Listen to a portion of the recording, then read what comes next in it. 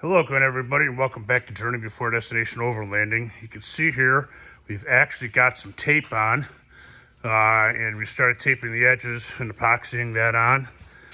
I've been told and watched a lot of videos, and everybody seems to say you've got a little bit of time to work with the epoxy when you mix it up in a pot. As you can see, there's no tape on this because I had to peel it off. 15 minutes, and this stuff was hotter than you could touch and turned into sticky goo, and we couldn't even smooth this side out. All we managed to get on was this side here before an entire pot, which we didn't have that much. We only put about that much in the bottom of one of these pots, so it's probably, I don't know, probably just what's left of it right there. And we had about 8 ounces in there, maybe a little bit more, maybe 9 or 10 ounces, but that's about it. And boy, that stuff went from 0 to hard in 30 seconds. It was all fine being worked in and being laid out and everything. And then all of a sudden, bam, we hit this after doing this, and that stuff just turned into just liquid goo in less than a minute.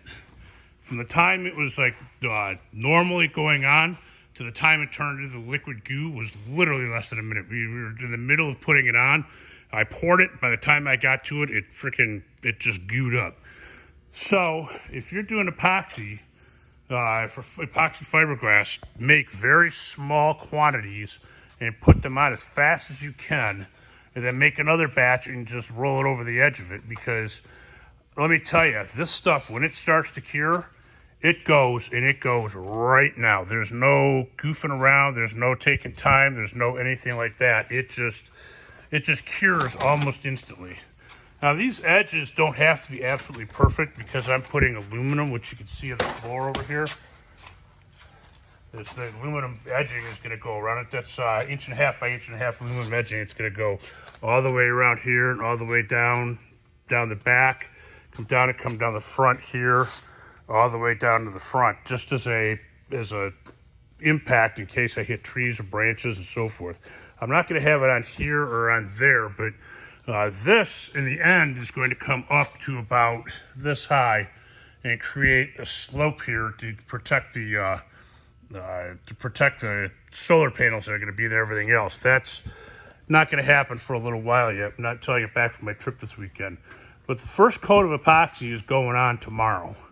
This whole thing will be covered with at least one coat of epoxy, and we're going to put the first coat on without fiberglass mesh to see how fast we can get it on. See if I can actually physically do this and get it on there fast enough. If not, I'm going to have to find out from my friends down at Discount Boat here in Wyandotte if I'm mixing it wrong. I'm not sure what I was doing, but holy crap, that stuff hardened up right now. So anyway, that's where we're at. You can see I've got the back filled in now.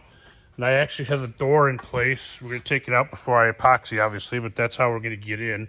It opens and closes nicely. It's only held in by one screw right now, but you can see it. We have to trim this off, obviously, but that's what the back's going to look like, with the exception that I am going to, let's see if I can get you a better picture. And this area right here is going to be cut out, and a screen's going to be put in, because that's going to be the exhaust and the intake on the side for the air conditioner. That's going to fit right in there. But right this second, I just left it in. We'll epoxy over it, fiberglass over it, and then cut it out afterwards. So anyway, that's where we're sitting for right now. Got it back down on the floor. The inside is all nice and neat. All the reinforcements are in. It's all been vacuumed out, thanks to my daughter getting in there and vacuuming it. We got all that black butyl tape off, which took a belt sander, and I used my oscillating tool with a blade on it to take it off, and it took it right off, but I still had to belt sand it off.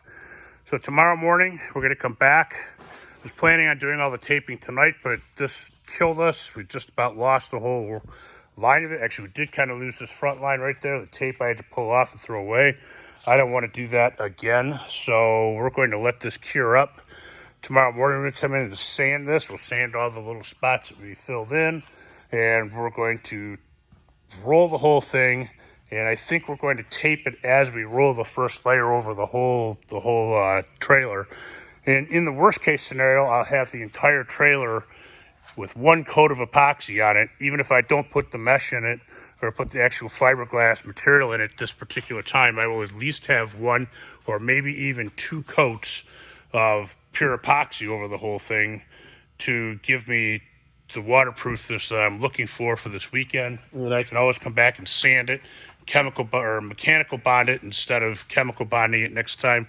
I'd rather have the fiberglass chemically bonded, but it all depends on whether or not I can get it together enough tomorrow to actually do that. So anyway, have a good night. Don't forget to like, subscribe, and share, and I will see you tomorrow.